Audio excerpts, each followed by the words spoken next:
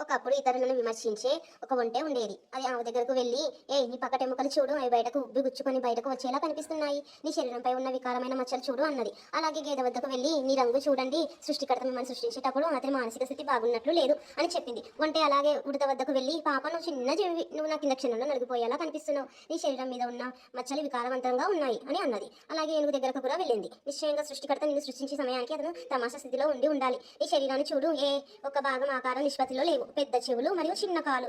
ఓయ్, ఎంత అందవిహీనంగా ఉన్నావో నువ్వు" అని అన్నది. జంతువులన్నీ సిగ్గుతో తల వంచుకొని మౌనంగా వెళ్ళిపోయాయి. ఒంటె వెక్కిరిస్తూ నువ్వు నవ్వింది. అప్పుడే ఒక నక్క అటుగా వెళ్తూ ఒంటె యొక్క అనాలోచిత వాక్యాలను విన్నది.